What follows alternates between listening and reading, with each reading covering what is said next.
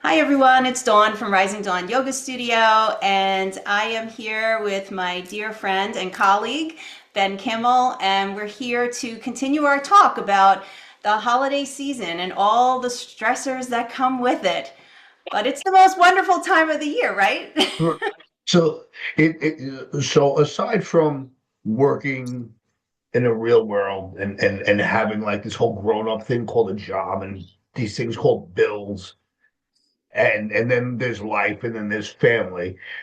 We also pay a lot of attention to mental health and our clients and what's funny about it is how life, and this was the conversation we started having before, life starts to pick up speed.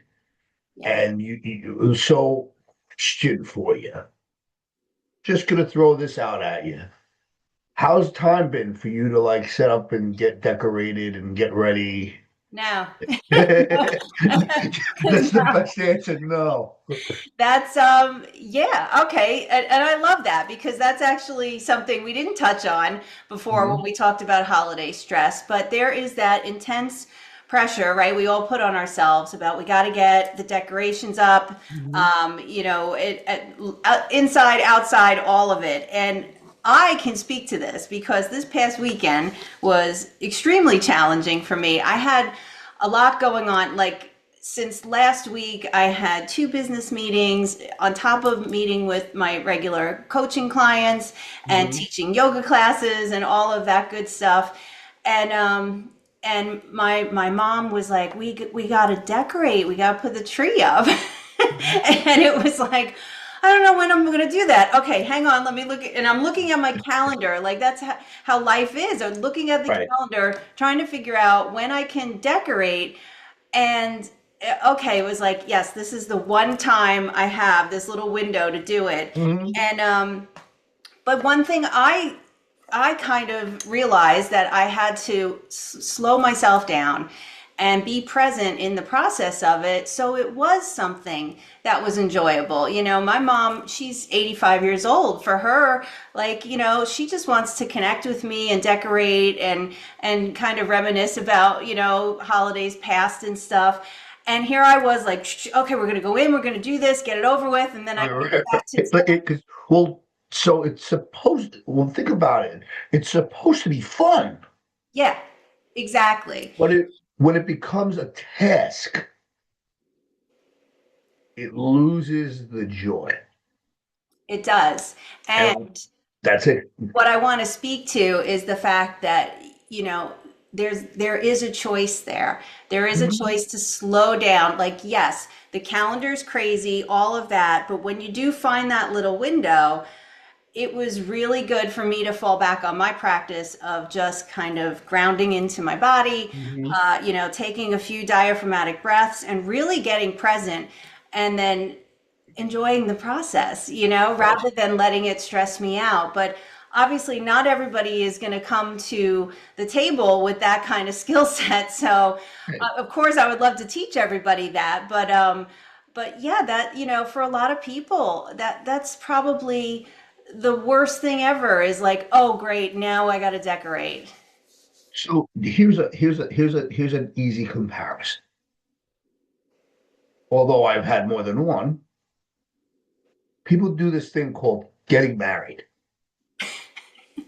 and you have this wedding, and it's supposed to be the most amazing day Yeah, of your life, and you're supposed to enjoy this, but you can't sit cousin Fred anywhere near Uncle Paulie because they haven't spoken since 1987 yeah, at that Thanksgiving where Uncle Paulie spilled beer all over everything. You know, like it's and I'm joking because I don't have an Uncle Paulie, but all these little things that your mind kind of hooks into, yeah, right? So when if we talk about mindfulness, or if we talk about breathing and that flow, so when I work with hypnosis, I often talk about the cycle of your breathing and compare it to the waves when it comes into the shore. So a wave will come in, soak and replenish the sand. And when it withdraws or recedes back into the ocean,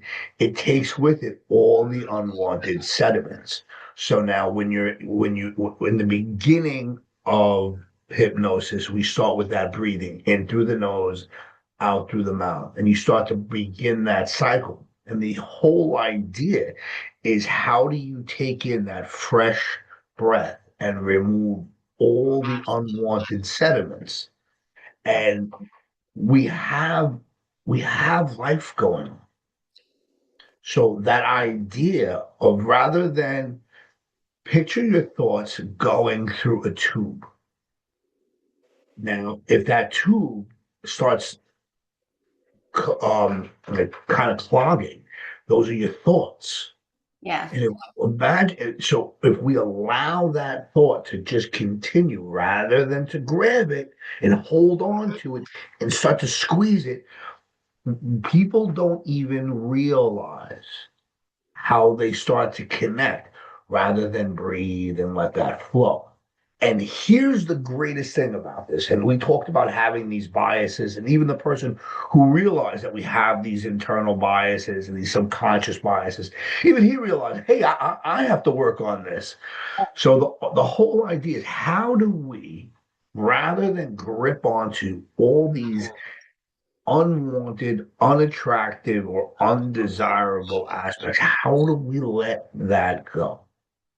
How do we allow our thoughts to just pass through that tunnel so Yeah. we can breathe and keep going on? Now, you talk a lot about consciousness, and and I really appreciate the way. Again, most people don't know. We've known each other since. So to see the coach or the professional you've grown into, well, I love it because I agree. I agree with you, and I don't agree with a lot of coaches. But when I watch you, and especially when you inform and you teach about yoga, you allow people to remove those internal emotional blockages. Yeah. And one effective way, going back to what you were just saying about breathing and connecting to breath, and I love that. Again, I can't say it enough. You and I come from completely different ways that we approach this, but yet it's the same in many And ways. And so that's because we're right. the way the way you're describing breath, so similar in meditation, breath is our anchor, it's our Mhm. life force energy, we bring you into it, but it's a difficult thing in the beginning for a lot of people to stay connected to the breath because the mind becomes the mind and Mhm. it's all over the Mhm. place with things. But in yoga, and of course meditation is a limb of yoga, but in yoga, everything is slowed down to just the inhale and the exhale, as described as the inhale is a birth, the exhale is a death. And that's where you live in that space. And a lot of students, I find, and clients connect to that very quickly because they're able to just focus on that short little inhale and exhale. It's like, okay, I'm breathing in life, I'm breathing out what no longer serves me. And they just kind of exist in that space one breath at a time. And it really, when I just said about having to slow down so I could enjoy decorating with my mom, that was the practice. It was just you slow down by connecting to that breath and living in that small little space between the inhale and the exhale. We talked, we opened up saying with that, it's the most wonderful time of the year. And I mean, what other Christmas song, except for like, Rudolph and all that stuff, such a popular and meaningful Christmas song. And people connect to that. It's the Yeah. most wonderful time of the year. And I agree, it can be. I also agree that a lot of people struggle. So we had heard from one of our clients who joined our empowerment program, and I asked permission to discuss anxiety, because the anxiety for this particular client was building because Thanksgiving was one, and they made it through, which we discussed. They made it through Thanksgiving, Right. but the buildup and the anticipatory anxiety of who is she going to talk to? Who is he going to listen to? Who is she going to sit with? Who is he going to get along with? All of that came up. And Yeah. I go, so in your predictions and in your projections, how many of those things happened? And the client said, no. I said, okay. So what words would you use when you thought about that? What words would you use to describe that pattern of thinking? And the client said, wasteful. Yeah. Love that. And I asked, was Thanksgiving enjoyable? And they both, because married, enjoyed themselves. I go, did you expect to enjoy yourself? The client said, no. Yeah. Exactly. It's interesting when you bring that up because one of the things that is really to me crucial when I teach meditation, and I've been teaching, that online course I did, and I'm going to start it again if anyone's interested. Meditation 101. It starts in the middle of January, but one of the things I can't stress enough is let's begin to arrive for meditation. And the first thing we do, and some clients like to have a pen and paper to do it, and some people just do it mentally. But let's think of what are all the things right now that your mind has already projected as this is the way this is going to feel. This is the outcome you're going to get from it. This is what dawn's supposed to sound like. This is what I'm going to feel like at the end of it all. And then you need to be aware of that mental checklist of, like you just said, all the expectations, the assumptions, because now you sit for your practice, and if reality of what's happening in the practice doesn't live up to those illusions of the check boxes that the Right. mind set up, everything's a failure. And I think that a lot of times people get like that, even just situational things like a Mhm. holiday, right? It has to go all these different ways, and then if it doesn't go that way, everything's a failure. Everything, the whole holiday was a waste, it was a disaster. And meanwhile, it's like, no, there was probably a lot of moments that were really great, but they were not even present in them because they were so busy So looking. you missed the opportunity to enjoy. They're so I busy, am good so at that. busy looking for that shoe to drop from Uncle so and so, Yeah, or yeah, well, you prepared. Yes. right, I, so when you, so the brain is a funny thing. So it doesn't know the difference between assumption and fact. So exactly. you sit and you start thinking, well, this is what's going to happen. And you start planning it and you start that narrative in your head and you start rehearsing. Everyone's done this. And it's funny when we do this in classes, when you talk about how many times have you relived an argument and started rehearsing what you would say the next time? And then, and then we're like, yeah. So notice your energy. So your energy, you're already, you're tuned up. You're ready. So go ahead, say something. Go ahead, say something. And the trick is your mind is geared now. And you're thinking, this person is going to say, they could literally say, hey, you look good. Yeah. And in your mind, you're already geared up that that's not really a compliment. They're being fake, they're lying, and then all of a sudden, that genuine, hey, you look good, nice to see you, or at least an attempt to be civil with someone you're not, excuse me, civil with, Right. you're loaded for bear. Yeah. And then you have that self-fulfilling prophecy, Right. and then Thanksgiving is ruined. Now you can't go to Aunt Bessie's house for 6 years because of this whole fight. And it's weird how we wire these things together. I used to argue that way. I used to be ready Yeah.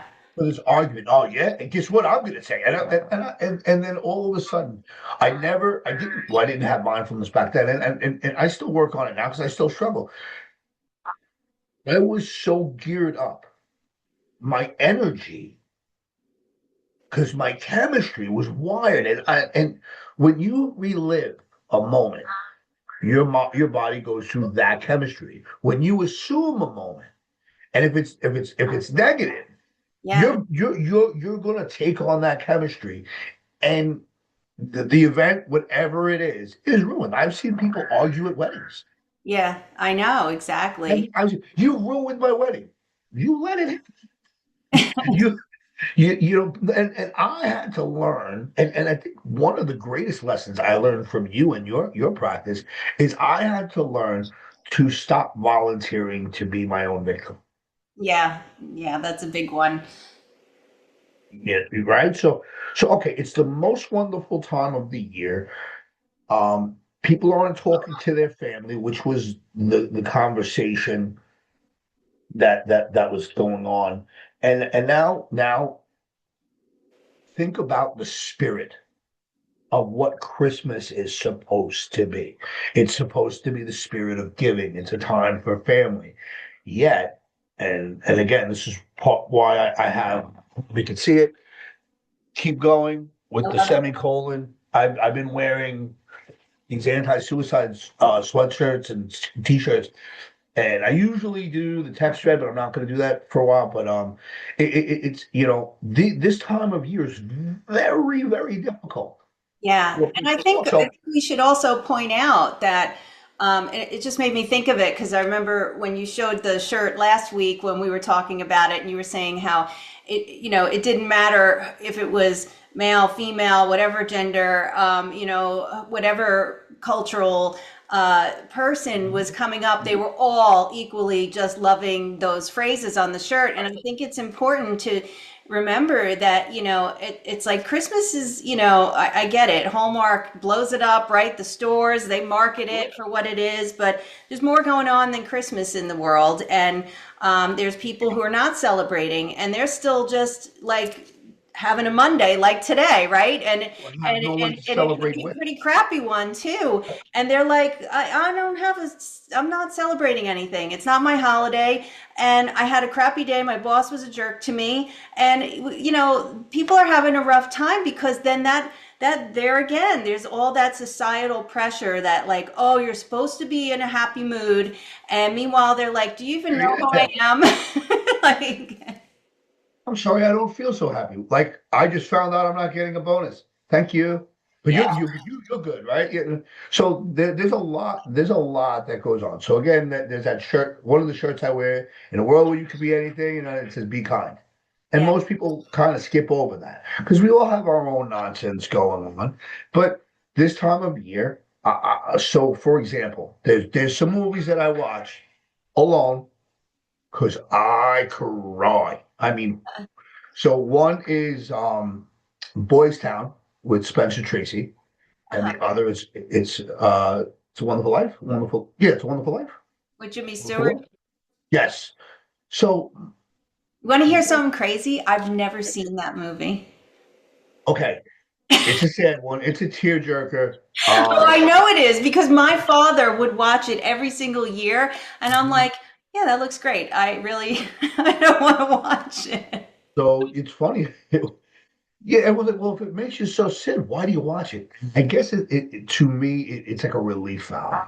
So the unwanted sentiments, it allows me to kind of break them free.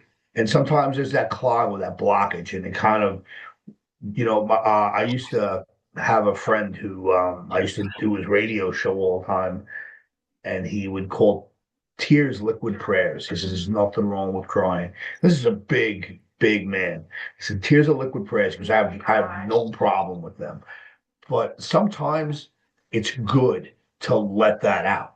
It And some, absolutely is. it, well, think of it this way: I would rather people tell me I'm sad than pretend to be happy and go home and hurt. Yes, exactly. Speak your truth always. Yeah. The truth shall set you free, and that is exactly what it's addressing. It's not about some external thing of freedom. It's the internal freedom that you're striving for. And it's funny that you brought up tears because that's something. So in yoga classes, it's common, especially even when I've taught group meditation classes. we'll go through the class and Yeah. it triggers an energetic release. We hold our Hmm. energy, just for a second. I'll teach everybody about fascia. Like your fascia network is your connective tissue that surrounds your muscle group, but it's a living network that is attached to your peripheral nervous system, and you're firing and wiring all the time, right? All this energy that's attached to emotions and so forth, and it lives in this fascia layer. And when we practice yoga, a lot of times, you're going through a deep, passive stretch. So it's releasing over time as you hold the pose. And people will get emotional and start crying. And they're always like, I don't know why I was crying when I came out of that pose. Sure. And I'm like, but that's what it's about. It actually is the body's way. It's very cathartic, like you said. It's the Mhm. body's way of releasing this stuck energy. And there's a lot of like intuitive movements. Sometimes kids are great at this because they're not all conditioned and sheltered yet. But kids are Right. funny, right? You see kids and they're kind of standing and they're moving around all the time doing their thing, and you'll see the Hmm. adult come over and they're like, "Stop doing that! You don't do that in public," and they shut it down. Right, right, right. Meanwhile, to me, I see that and I think that's beautiful because the body knows how to move energy. This thing we don't give it enough credit for, but it really knows that intuitive way to move out energy that's stuck. And that's why little kids are doing it all the time. So I constantly, anyone who takes my yoga class will tell you, I'll say for a moment, we could be maybe lying on our back, grab onto your knees, give yourself a hug, have them relax the belly, the lower back, and the shoulders. And then I'm like, if it feels good, rock side to side a little. And you'll see Enjoy it. most Yeah. people in the class will start to do it. And they're like, it does feel good. But you're so conditioned to go, oh, I can't do that in You're public. not supposed to do that. So Right? God forbid you enjoy yourself. So Like I crying, like you just said, oh, you're not supposed to do that. Absolutely, you are. It's it's the the most greatest thing normal, ever. natural thing. It's such a beautiful release. So when I started writing, I went to all these these memories of mine that made sense to me, but I never told anybody. So I remember watching this commercial when I was a kid, and the name of the sneakers were called Zips, and they were at a store called Buster Brown. I remember that. And I wanted me some Zips. I was like, I'm gonna get them because they show these kids running and jumping. In my head, I would jump higher and I could run faster if I had these sneakers, these Zips. Yeah. Now, obviously, the disappointment was not so much. I, I couldn't run, but in my head, at least for a while, I believed it. And I said, look how high I can, look how fast I can run on my sneakers, look how high I can jump. Then an older kid, well, I think it was my brother, said, no, you can't. And what happens is there's this innate, this thing inside of us, that inner child is a very real thing. Absolutely. And, and that punishment, because it wasn't so much that, no, you can't, stupid. That wasn't it. You know what it is? Someone stole that joy from me. And Yes. I'm not going to let you have that joy because I didn't get to keep it. Yeah. And it's just this torch that we pass, just like bullying, just like the cruelty and the lessons we've learned. Yeah. And listen, it's been a while since I like had a pair of Zips and went to Buster Brown. More like almost 45 years, but like I can appreciate the feeling of having new shoes. And I think as I got older, I started to, especially when I started writing, I started to allow myself that. So when I write, there are topics. Right now I'm playing with a fictional piece, but when I write, I let everything go. And I don't care about the critics. Yeah. And I don't care about the people who tell me how it's I before E except after C. And I don't care about the grammar Nazis. And I don't care about the grammar police. And I don't care about the reader as much as when I write, I'm talking to someone particular. I am talking to the love of my life when I write. Yeah. And why do I do that? Because it helps me. And that's me putting my sneakers on and realizing I can jump high, run fast as I want. You know you can be your own author, right? It's allowed. It's allowed to have fun. You're allowed to, when I remember like stop being such a stupid kid. No, I remember being told that when I was a kid. Yeah. I don't agree with that anymore. I think all of that energy behind that has built up the walls and the layers, just like that onion. And I don't want those layers anymore. Yeah, Because it absolutely has, and I think that's so uh, that's such a wonderful point to make because most of I think what you and I work with coaching is peeling back those layers that have been built around your heart to protect yourself, and most of the time in pretty dysfunctional ways. No judgment, just that's what it is. And there's nothing and wrong. then it's like what we start to do is after we peel back all of that, then you kind of bring out that inner child, and it's just like, hey, you're okay. I'm sorry you went through all this, but here's the wise Dawn who's now Yeah. 50 something years old, and I'm telling you, we got this. And then let's go find the wonder of life again, and you start to Mhm. become present in things that you look at and things that you're doing. Like you said, your writing becomes this sense of joy that you've No one can lost take for so away. long. Yeah, exactly. And you had mentioned about the fascia and that release. And Yeah. I've experienced that. And well, I've witnessed that with your classes. I've experienced that. So right after I got certified uh to do hypnosis, Hmm. I used to at the time I was running a program in a homeless shelter in North New Jersey. Right. And at the end of I had a class called Breakfast with Benny. And I remember that. it was interesting because they just like serve breakfast and they had a good breakfast. Yeah. And I just remember like so there's all different type of energies and certain people were like appreciative and so I remember this one woman goes, "You didn't bring any food." I go, "You just all got food next door." She goes, "Yeah, but you didn't bring food." I go, "Nobody brought me any food either." And like there was like so there's that combativeness and then but there were then once the group started to take shape there was there was a really interesting switch and when I started to introduce a brief hypnosis scene at the end and that was how we would end Breakfast with Benny, people would cry. Yeah. So the goal there was to get people geared up to get housing. So forgetting about the politics of the shelter and what goes on there, Yeah.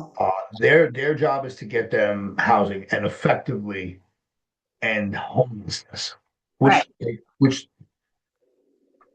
again, I don't do politics, so let's just stick with the class. And there were people. So I would in this I if you can't see it, it's really hard to have it. So if you have this dream but you can't see it, how are you going to achieve it? So I would give them something to work for. And a lot of things would come up for people. Memories. Yeah. Memories would come up. That feeling of longing for something. And then there's the yin the yang. So you have that opposite. You have um that adversity, that idea that says, I can't have that. I Yeah. can't achieve that. And when they saw it, so it messes with your belief system because how could you have it? I can't have this. Well, you just saw it. So you know what you want. What's the issue that's holding you back? So that's when that whole disconnecting from old thought patterns comes in. So it was really interesting to see people weep. And there's two types of people in that. There were people that appreciated it. There were people that loved it. like, and they really did appreciate it. And and then there were people that said, if it's okay with you, when you start that, I'm gonna go Yeah. because I'm not ready for that Right. because it brought up pain. Yeah. Like my question was only this: how are you going to get to it if you don't work through it, sort of thing?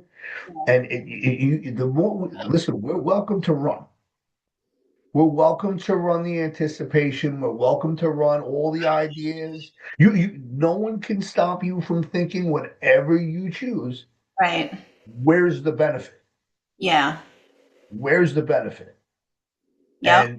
And that was it. And what I love about the way you teach your classes, and I it's something that I want to kind of work into my own practice, the way you teach, is you're really comforting.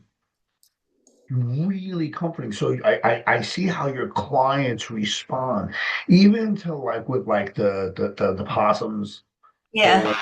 or the pigeon. Is it the pigeons? Yeah, there's pigeons coming up.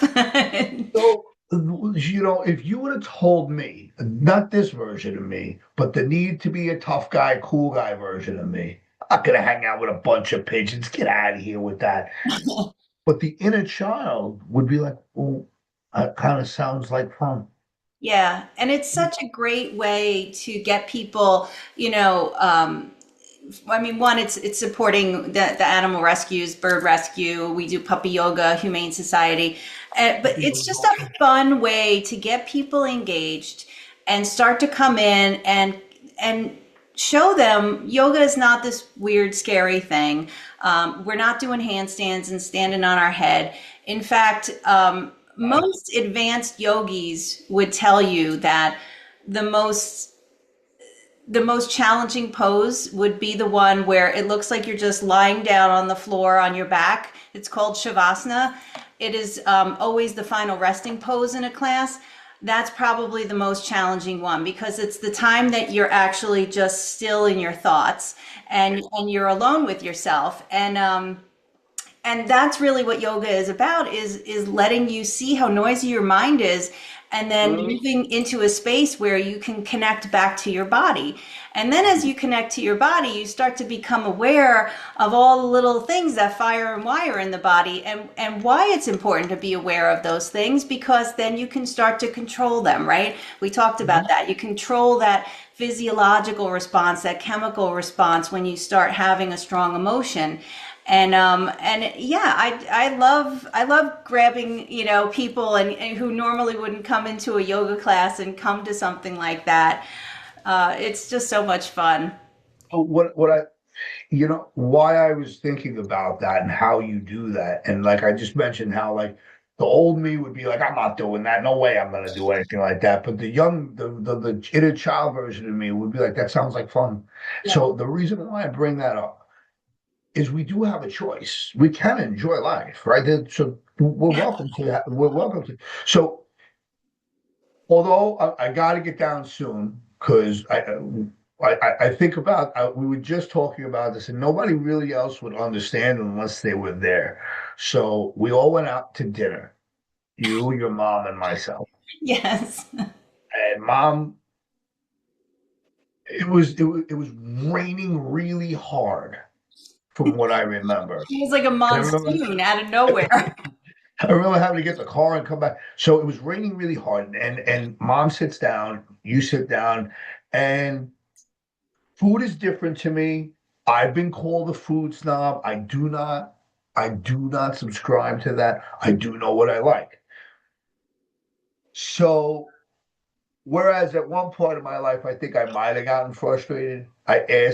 For I think I asked for horseradish sauce because we were at a barbecue place.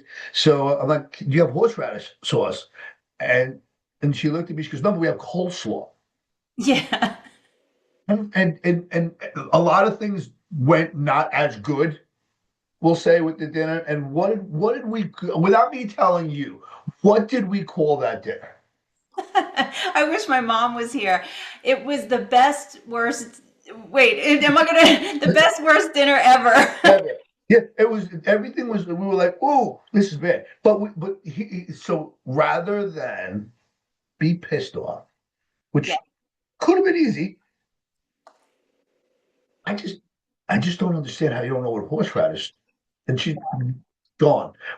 But she was a young waitress, and I don't want to make fun a Yeah. little bit. But rather than be angry, think about this, and this is, I think, what turned it around. We did a lot of work that weekend. We were trying to figure out how we're going to put things together. We were like writing a program, Right. so we were busy, Yeah. and then tired because older, get tired easier. Yes, I'm we ready do. for bed. After this, I'm going to be sleeping. Yep, you But and me both. I don't even know if I'll make it out of the chair. But so I'm the old man. Go ahead, say whatever you want. But the day gets long, you get tired. The dinner wasn't so great, but then I think what really we started to realize, kind of what you mentioned before with the decoration. Wait a second, what are we here to do? We're here to celebrate Yeah. us being together like a family Right. and enjoying ourselves. And your mom was like, well, the trip was definitely interesting. I'm not going to bring up the car chase. It's still the funniest thing to me in the world, but it was so much that went on. It was so busy, but so much happened in such a short amount of time. Yeah. And but isn't that how life is? It absolutely is. Life is fluid. It is moving and changing every split second. And, whether you like it or not, so are you, you're changing in it. You got cells dying in this body and then regenerating and new ones coming out, and everything is in a constant state of flux and movement. But I mean, what was so awesome about that is, yeah, we could have sat there and been like, oh my God, this is the worst meal, and been all annoyed by it. And instead, it became the best, worst meal ever, which is now this wonderful energy that we're Yeah. all three of us are laughing about. And then we go to leave, and then it was like the monsoon happened, and Yeah. and you were going to get the car to bring it over, Yeah. and Yeah. but we just laughed. We just laughed the whole time, and that's Mhm. what it's so easy to make that tiny shift. And just from a personal standpoint, I've gone through so many changes, especially over the last 2 years. And there are mistakes that I made, and there are changes that I made, and there are lessons that I learned. And as I started to see them, you feel. So feelings are not fact or fiction, they're just feelings. Right. It doesn't mean, or unless I want it to mean something, well then I'm stuck with it, right? But I think with everything that's gone on, I made this very clear decision. And it's really simple. There's no law that says I have to be unhappy. There's Yeah. no rule that even if things are going bad, that I have to be miserable. And I've just lived way too long, and I'm closer to the end than I am the beginning. And so if time is that precious, maybe I should start working on enjoying this more. And there was someone who I was spending time with, and it ended in a way that wasn't the greatest. But I learned that, you know what? We all have the right to be happy. Whatever you want to do to be happy, I have no right to stand in your way. Right. But I made this decision, like, this is Christmas. Christmas is a tough time for me. I've decided that I'm going to enjoy this Christmas. We decided to do these little casts. And what's great about it is we're contributing into something. We're literally investing in an energy that pays us back. Yeah. And anger, you can invest in anger, it'll pay you back. Yeah, absolutely. You might not like what you get, Yeah. but it'll pay you back. Yeah. And I think about that. I always call them the five fingers of rejective thinking. So that's blame, shame, fault, guilt, regret. Blame, shame, fault, guilt, regret. What happens when Yeah. the five fingers close? That becomes the fist that people beat themselves up with. Yep. And at this point, I mean, you had mentioned, I think you made a mistake when you mentioned your age, because I think you're in your 30s, you said? That's it, right? Yeah. So at 53, what is the point in walking around and being fed up, angry? How is that going to put the right people in my life? And if I have the right people in my life, how is that going to keep them with me? Yeah. Because even unconditional love has conditions. Because your energy, or the reason why I'm so appreciative of you and watching your classes, and especially getting to interact with them and coach alongside you, is because your energy kind of feeds me. Yeah. It's nourishing.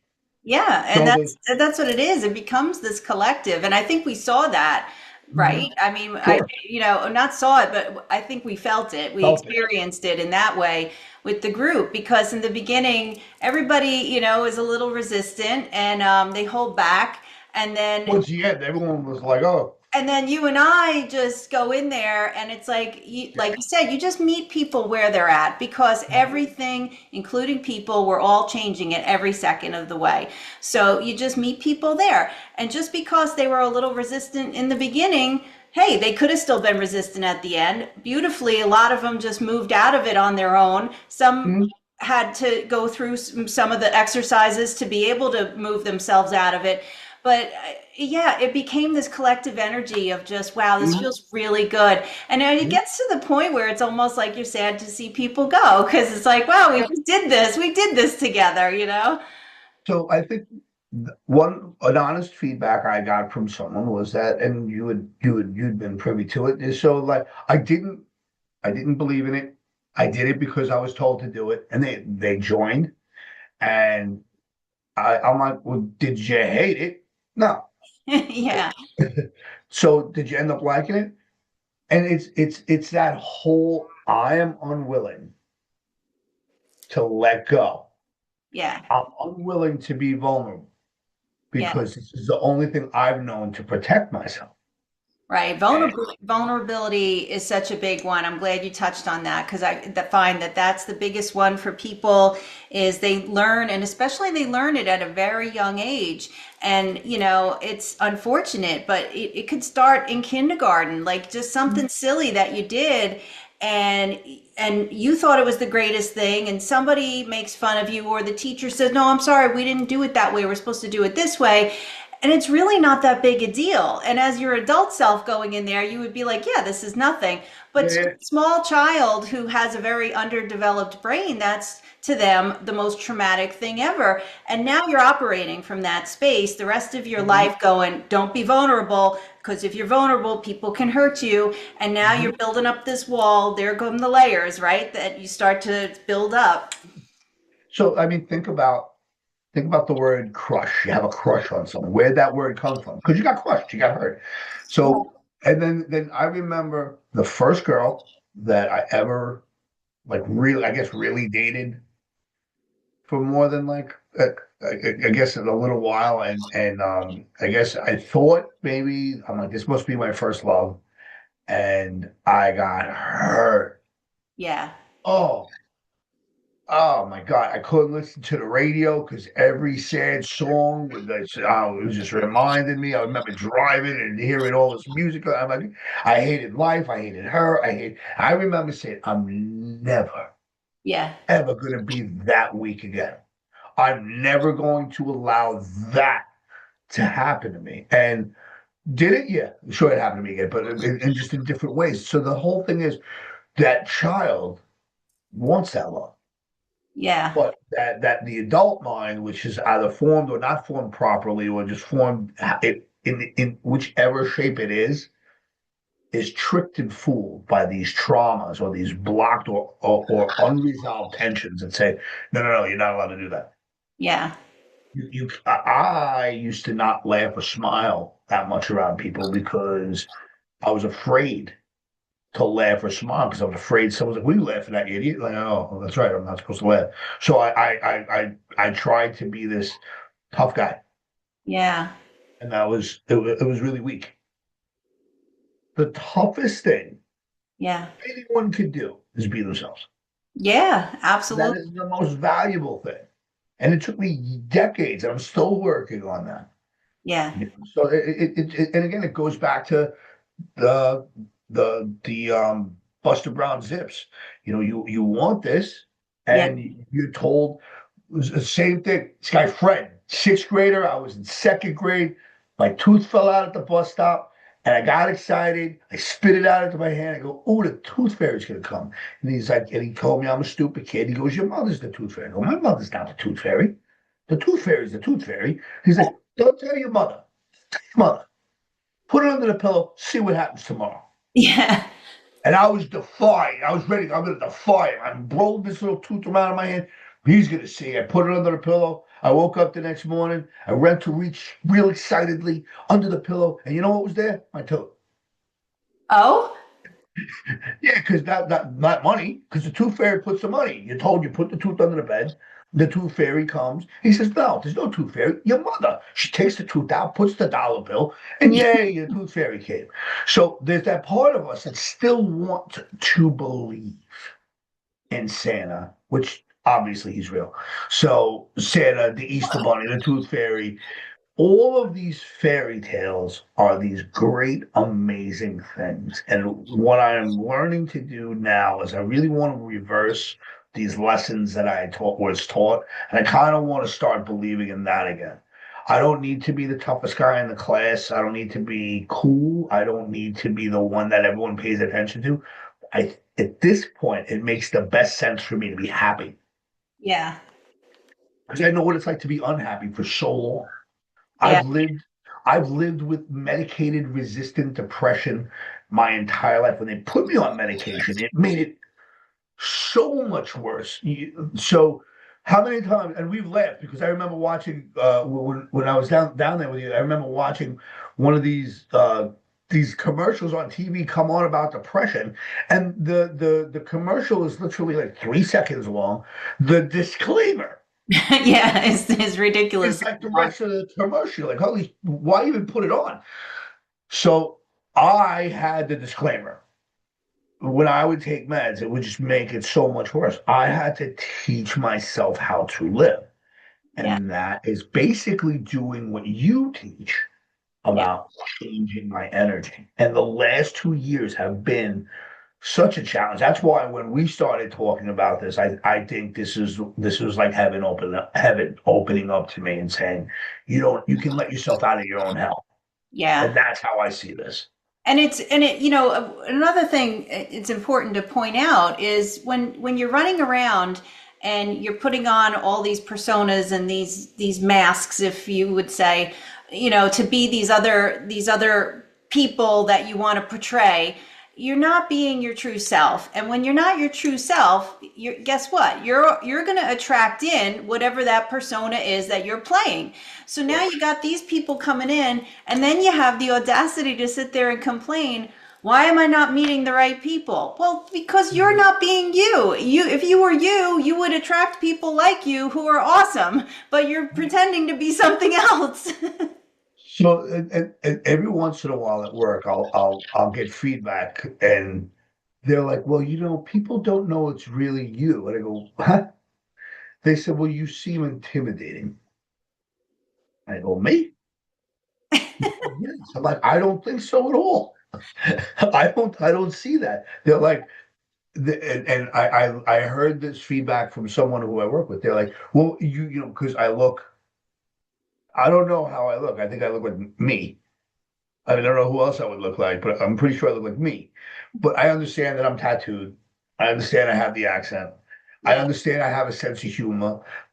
Maybe, and I've been told my accent's like I watch too many Sopranos shows or Goodfellas movies. But it is funny how I was listening to this person and they said, no, you have a really big personality, so people might be intimidated by you. And I started to think about that because I would want to connect that with what you were saying and a way to kind of filter that differently. So there was a time where I wanted to be a tough guy, and there was a time where I was obviously much different than who I am now.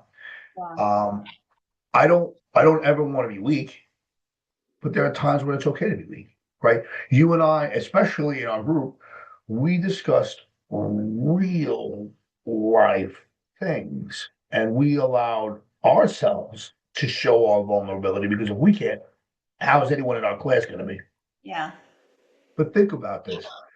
Rather than listen to what this person said and saying, "Yeah, I'm a tough guy," I don't really have that need to intimidate a room anymore.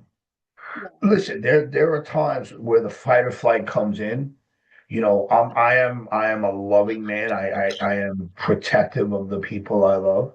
I was recently in the hospital for someone who I love and care for, and we were in the emergency room, and someone was acting inappropriately. So Mhm. I introduced myself and offered them an opportunity to change their behavior. Right. And I walked away. And so I was asked, well, do you think that was intimidating? No, I think I defend the people I love. Yeah. And the great thing about it is I can do that in a way now where I don't have to live that way. I don't have to have that image Yeah. where you're going to get one on me. No, I'm going to make sure you know and you listen to me because I'm tough and you're going to. Right. That was because I was petrified. I'm not afraid anymore. Exactly. Yeah. It's so important. And I think people's, we touched a little bit last week on communication. So something that's important is we hear this a lot when you and I work with couples, right? And you hear about how, they have these arguments and disagreements, and oh well, I said this, and then he said that, and it's like, yeah, but that's your lens of perception of what he's saying. And what's interesting is, I've seen this a lot with clients, is when you start to explain to them, well, this can also be where your partner was coming from. And sometimes when people say these things, it's because they're actually fearful inside. Mhm. And suddenly, this layer of, like frustration towards their partner changes into a very compassionate layer because it's like, I had no idea that they were going through that. And it's like, why didn't they just tell me? And I was like, well, they did the best they could explaining it, but it came out this way. And then your lens of perception went whoop with it and took it someplace completely different. So it is important to kind of, again, like we said before, slow down so you can effectively listen and stop judging, right? You're not in the conversation just to judge the other party. It has to be about listening to what they're saying and then Here, take a moment to decipher it for yourself and see where that's coming from. I think what I remember most about you saying is intention and interpretation don't Yeah. always match. Yeah. And this is what's interesting about our dynamic. I think not just because I like to pat us on our backs, but I do think because I'll try to bring out like a personal story to get them, and you have like this whole different approach. So we attack the receptors from both angles, and I think that you know when we start to develop ELS, which we talked about, which is empowering life strategies, teaching people how to talk to each other, teaching families how to have that conversation that might not be so easy. When we talk about that, it's important to realize I do not know what the color blue looks like through your eyes. I know we're both taught that's blue. I know if we look at something red, we're both taught what red is, but I don't know what red looks like through your eyes. So And when we let me just jump in for a second, but not only what it looks like from my eyes, but feels like. red could also be attached to some kind of trigger and trauma from my past. So Mhm. red, which everybody's like, oh, it's the color of love. And it's like, no, it's not over here, right? But But but But why would anybody, nobody else would know that, and then they would start perceiving, oh well, she's this, she's very cold, isn't she? She doesn't even want to talk about the color of love. Meanwhile, it's like, no, there's this whole other thing, but yet we judge each other in these ways, based on our own lens of perception. And it's important to step outside of our own bubble of reality sometimes, and kind of recognize that everybody's human here, everybody's got something else going on. Why it's important to, especially when you're struggling with communication, to seek help. Yeah. Because in the end, when you love someone, you really do want to get along, even if you're separating or breaking up. Yeah. There's no reason for things to get ugly. It does. Yeah. I've experienced the ugliness, but Yeah. it doesn't have to go that right. So preach to the choir, but so it doesn't have to go I that way. don't So have to tell you. yeah, yeah. Well, so what would it look like? I mean, this is just crazy. What would it look like if there was? Listen, divorce, you have mediation, and it doesn't. It seldom seems fair. And when people split, and this is a great time to talk about this because it's the most wonderful time of the year. Not if you just lost someone or you just got divorced or you're on the bad side of divorce or you didn't want it, whatever it is, here we are. So, what would it look like to have someone help with that interpretation rather than go over that same synapse, that same causeway, that same thought pattern where Right. I am this damaged, terrible person, and you hurt me? Yeah. What would it look like if we unplugged from that and tried to create a new pathway of thought? And that, especially over the last 5, 6 months, that's my personal journey.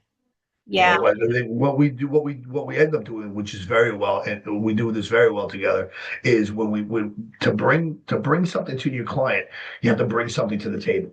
So we bring the earth of it, we're the grassroots of your change. Again, we're the lace that brings your eyelids together to tighten that shoelace so you can walk again. And what would it, when you? There's no harm in seeking help. No, absolutely not. It's the kindest, most loving thing you can do for yourself. And self-love is gotta, you gotta fill your own cup first, you gotta put the Sure, mask on the face first sure. before you can help others. And that's the important thing, is take that first step and find ways that you can work with a coach, or whoever you're working with, but take that step for yourself and for nothing more. And in that process, you're going to start to find that when you're loving yourself more, guess what, you start loving others more. And even the ex who can be challenging, you kind of will look at it differently. And a big part also, can we just talk about, because I think this came up in our group, but it's so important to allow people to have their feelings. In especially in a breakup situation, you cannot control the other person's feelings. If they want to be sad and heartbroken and hate you for it, let them. They are allowed to have that. And don't you dare try to rob that from them. You are also experiencing your own thing. How would you feel if somebody came along and tried to take that from you? Everyone has to have that movement of the energy out of the body, however it's going to come out. And then once it does, you can meet each other at a level where, okay, let's, again, effective communication. Um, Right. I first and foremost experienced that myself, going through the whole process of divorce and having my son and involved in everything. And it's really, really important to just allow people to be who they're going to be in that moment without judgment. And then move from that space and say, okay, now that we've moved that out of the way, let's actually hear each other and talk about this and decide what we need to do. So important to point that out.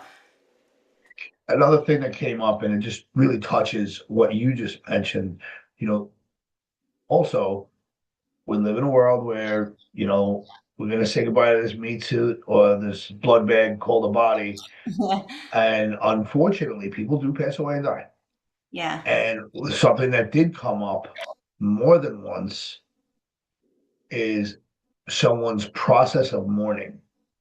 Yeah. listen, I remember my father died, my mother held on to that and she wouldn't let it go because to her, if she let that go, that means she didn't love him. Yeah, that's a big one for a lot of people. And this came up in the group. I think this was more in a private chat, but we were told it's okay to Yeah, talk about it loosely anyway. But I remember doing a bereavement group for parents who lost their children to addiction, and this this woman, she was like, "You don't know what it's like to lose your child." I go, "No." yeah, She said, "Don't you come in here and tell me." I said, "I didn't tell you anything. You're welcome to defend yourself, but you don't have to defend yourself to me. Listen, when my father died, I had to go through whatever process I had to go through. Um, when my mom died, it was different because I mean, so my father died, that was a 17-year-old version of me. My mother died 10 years ago, so that was the 43-year-old version of me. Now I'm working on the 53-year-old version of me. And unfortunately, as we grow and as we age, these losses become more common. yeah. And the same thing, like I don't have the right to tell someone what to think or how to feel. Everyone's welcome to. The difference, though, Yeah. and this is if when someone a lot of people will stay closed off if they think you're going to take their misery away Yeah. because misery is something that's understandable. Yeah. And joy, I used to be afraid to experience joy. In the worst of my depression, I wouldn't let myself feel joy because what happens if I laugh and I get excited and I feel happy and the crowd goes away and then I'm alone again and miserable again. And it was just such a miserable way of living. Yeah. So, but that was my awareness. We It's don't come interesting to it. you're bringing that up because so this is a big one, and I can speak to this because my backstory of suffering with panic disorder and anxiety attacks and so forth, to the point where I mean I was passing out from fear on the floor. Couldn't leave my house, Mhm. 12 Xanax a day, still not doing a thing for me. I'm an anxious zombie, right? That's how I find meditation. But one of the things that's interesting as you move through this process, and I see it now with my private sessions when I work with clients who have anxiety disorders, is the same thing.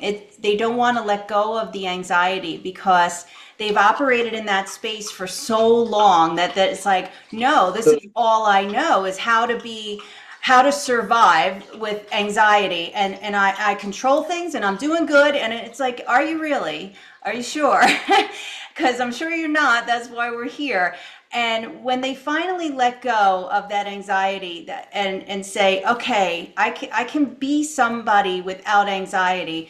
Yes, you can. And it's the most freeing thing in the world when they finally see them make that shift. But most people who have anxiety disorders will hold on to their anxiety almost like it's, And yeah, they're scared to live without it because what's life on the other side of it? I don't know. so I always talk about when I was young and I was helping my father. He was working on something downstairs and he was hitting a chisel with a hammer.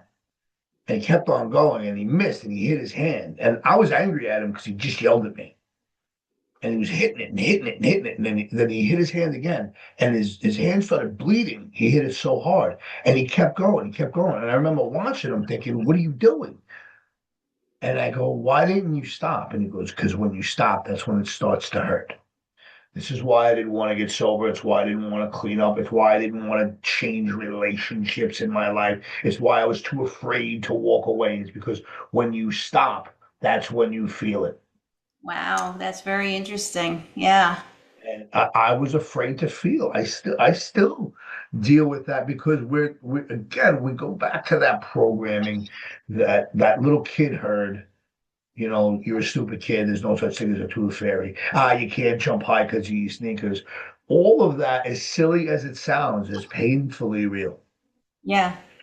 Especially when we talk about body image or body conscious problems, when you think about when you look at yourself in the mirror and you view yourself through that distorted inaccuracy.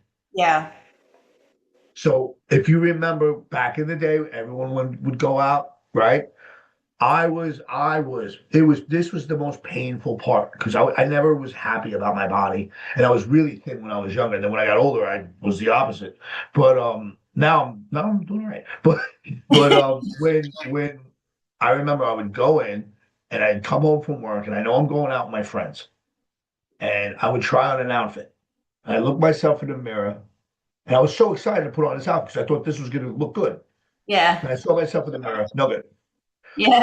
I literally spent an hour and a half trying on 10 different outfits. Yeah. And then I would go out in the first outfit that I went on, and I just was never satisfied. So think about what that is. Think about the messages that you're feeding yourself, Yeah. And right? how that changed your energy for the entire night, right? Oh my God, it was ruined. It was ruined. I mean, Yeah. so I don't know what it's like to be a woman. I know the male ego is the most fragile thing in the world.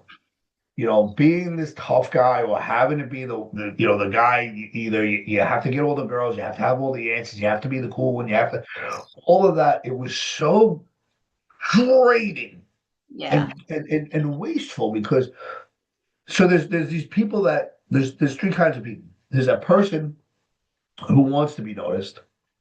There's the person who walks into a room and no matter what's going on, everyone turns and says, there they are. Yeah. And then there's the person that no matter what, no one notices. My Yeah. biggest fear was being the person that no one would notice. Yeah. And then and because of that, I became the person that wanted to be noticed so badly. Yeah. But when you're that person, the energy behind that was you never learn the compliment and being invited because you're always including yourself. Right. Yeah. And living that way was draining. So me, I am definitely keep to myself person now. And we actually talked about this in our own little conversation before we go live. Yes. By the way, our conversations were we're talking too much. We should really be doing this live because You we're know, we kind do it every single of time. but so it was I had to learn to be by myself and be comfortable in my own company because what happens is people have this idea that if they're alone, they're somehow a failure, which ties into this time of year.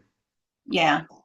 If you're alone on Christmas, um, look, I'm not doing the text threads, but we're really easy to get in touch with. We're Yeah. You pretty can. easy to find, Yeah.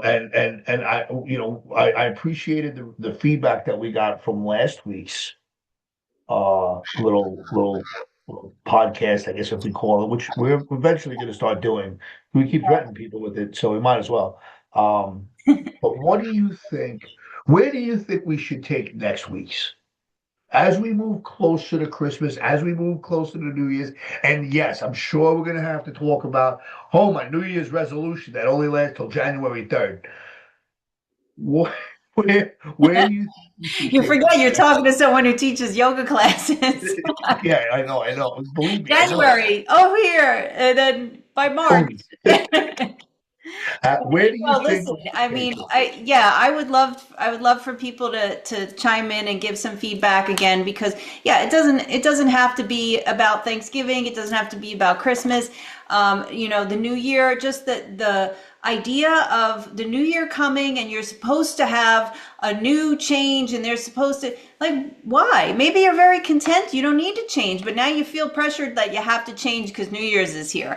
I mean, like there's so much out there that I feel like I would love to hear people talk to us about that. Love that. And we're really easy to get in touch with. Just reach out. And again, since this time of the year, suicide is very real to Yeah. me. That's why I've been wearing these sweatshirts and just for personal reasons and people that I lost in my life. If you going through something, there is help. We're here. We're not. We're not even saying this as the professional. This is where you come. but I'd rather us speak than finding out. Yeah. And I feel the same way. You know what? Yes, complete stranger sometimes is the easier person to send a message to and say, "Hey, I'm struggling and I don't know where to go next with this." And all right, let me be the one to figure that out for you and help you, show you which resources might work best for you. Sometimes something like that, and it's a lot easier to ask someone like you or me rather than call a family member who then is going to follow up with 10,000 questions. Well, why do you feel this way? What's happening? Like, no, you know what? No judgment here from me or from Ben. Just shoot us a message, call. My number is on my website, and just, we're here. We'll help out. Greatest thing, and you just said something like, "People, like, we shouldn't feel that way." Oh, Yeah. oh, really? Oh, I shouldn't feel like dying. Oh, here it is. I thought something was wrong with me. So, there is no judgment. And by the way, you Yeah. know, and just a quick little thing. I have helped people with their coaching practices. And when you are helping someone and they come to you to talk, please remember that it's not about you. It's Yeah. about them. Yes. And I think one thing I celebrate about me, and I certainly applaud and celebrate about you because I've watched in awe. You make sure the client knows it's about them, and the feedback I got, and I'm sure you've seen, is life saving. Yeah. You and me both. Like I hear it so often from people, in the group, and they were so grateful for allowing the space to just be heard, to be seen, and again, it wasn't about the agenda of the day, right? For our class, like, oh, we have to get to all this content. It was like, no, actually, I hear you, and now the floor is yours. Like, let's talk about this. And that's what goes back to before. Like, you got to meet people where they're at, and let life be the experience that it's supposed to be, and let it be the teacher that it is. And I think that's where you and I become effective coaches, is because we just allow that to flow. I'll have a workbook, and they start going. So it has a structure. I can't say it doesn't, but then it just kind of blossoms or dovetails into so much more. So I will say no two classes are the same. No two groups will be the same. Yeah. If we've already started to talk about the possibility really of an in-person um, retreat and Yeah. how we'll work that out. So don't don't put the pressure on yourself saying, "Oh, well, what if I go and I don't have a good time?" Well, then you're learning something anyway. It allow yourself the experience. Yeah. Stop judging yourself. Yeah. It So doesn't I have to think be good or bad. It just has to be an experience. judgment is a great thing to think about. And so next week, we talk about judgment. We talk about the way we judge ourselves, the way we persecute ourselves. Yes. Yeah. I think we should. I think that's a great one. And I hope I remember it. I'll write it down. Yeah, write it down because we're both going to go to sleep now. Yeah, So yes, we all. So I had a great time. So much for just doing a half hour. But I know, as always. yeah, That's all no, right. but that I love this. I love doing this with you. I think that this helps me feel alive. It really does, and it just reminds me what I want to do with my life. Yeah. No, this is beautiful. And again, please reach out to us if there's a topic you want to hear us address and talk about. If you have a specific question, or if you just want to tune in and listen, and maybe this is what's keeping you feeling good through this season where, like we said, it's not always the wonderful time of the year, and that's okay. It is what it is. And all right. On that note, I know I know because if I start talking, we're gonna keep No, going. we're going It's my fault. nighttime. All right. So I'm gonna say have a good night, everyone. And Yeah. again, this was a great time. Thanks. See All right. Thanks, Ben. All right. you Bye, later. everyone. Bye.